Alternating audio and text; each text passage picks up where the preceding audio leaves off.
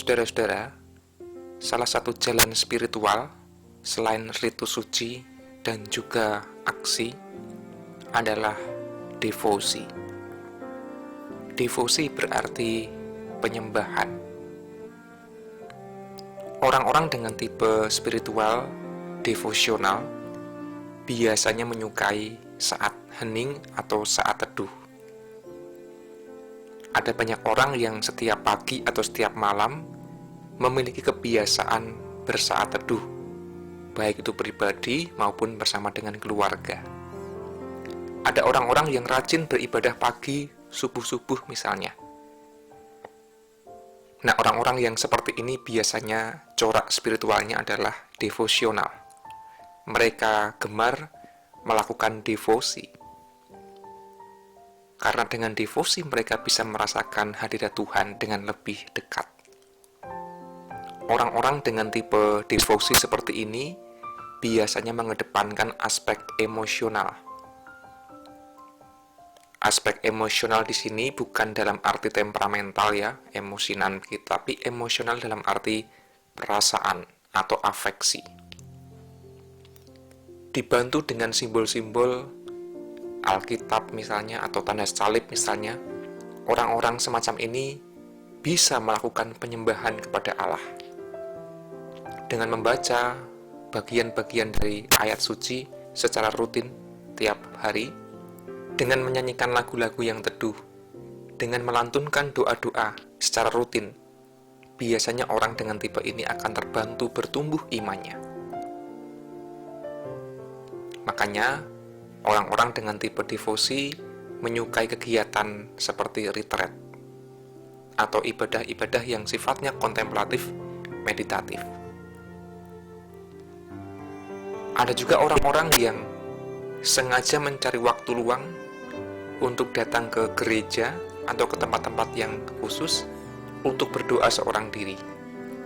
Misalnya di depan altar atau di taman-taman doa dan seterusnya. Dengan hening, dengan berdoa pribadi, mereka bisa berjumpa dengan Tuhan. Itulah corak spiritual devosi. Saudara-saudara, dari corak spiritual devosi ini kita bisa belajar bahwa Allah dijumpai tidak hanya melalui aspek rasional, pemahaman.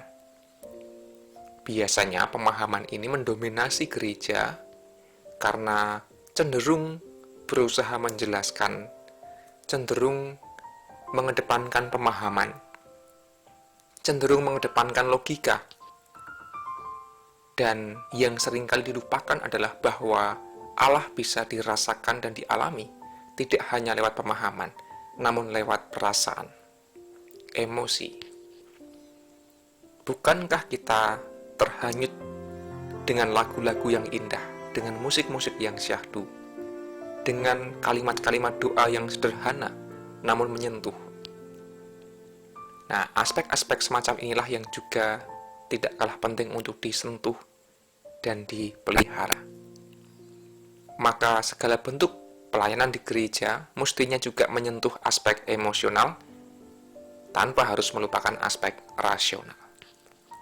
Bagaimana dalam ibadah misalnya, kita menyanyikan lagu, memainkan musik yang sedapat mungkin menyentuh hati. Bagaimana setiap kata yang kita ucapkan dalam doa, dalam narasi, sedapat mungkin juga menyentuh perasaan, tidak hanya menyentuh otak dari pendengarnya. Bagaimana simbol-simbol, benda-benda, warna, bunga, hiasan juga bisa menawarkan keindahan emosional bagi yang menyaksikan. Bahkan ada banyak gereja yang sengaja menyiapkan aroma-aroma tertentu dalam ruangan supaya bisa semakin menyentuh dimensi afeksi. Saudara-saudara, jalan spiritual berupa devosi adalah penting. Selain ibadah yang bersifat ramai, yang bersifat hingar-bingar, sesekali perlu juga ibadah dengan corak meditasi atau kontemplasi. barangkali dalam suasana hening dan teduh semacam itu, kita bisa mengasah rasa, mengasah rasa. Karena Tuhan Allah tidak hanya soal apa yang kita pahami, namun juga soal apa yang kita rasakan. Yesus adalah sosok yang juga senantiasa memperhatikan aspek rasa. Ia sendiri berdevosi, bermeditasi, misalnya ketika menepi, berpuasa 40 hari, atau menjelang ia disalib, ia menyendiri berdoa di Taman Getsemani. Dan berulang kali Injil mencatat juga, Yesus sengaja berdoa seorang diri di atas bukit misalnya. Saya pikir Yesus melakukan itu dalam rangka mengasah kepekaan, mengasah afeksi, agar ia bisa mendengarkan suara Allah Bapa dengan lebih tajam, dengan hati yang lebih bening.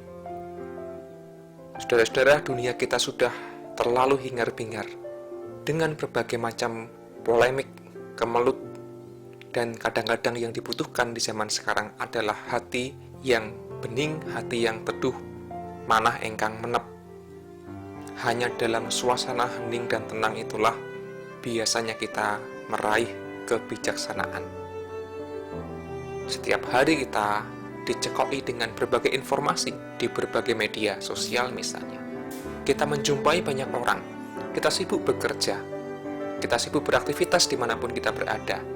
Kadang-kadang justru yang kita lupakan adalah saat-saat hening, saat-saat teduh. Orang Jawa mengenal topo ngerame. Artinya, bertapa, bersaat teduh tidak harus menyendiri dan menepi di tempuran kali atau di gua atau di puncak gunung. Tetapi dalam kehidupan sehari pun, di tengah keramaian pun, kita masih bisa mengalami Allah dalam suasana batin yang sejuk dan hening itu. Maka mari kita menyediakan saat-saat hening, saat-saat teduh, agar kita bisa mengasah rasa selain logika. Amin.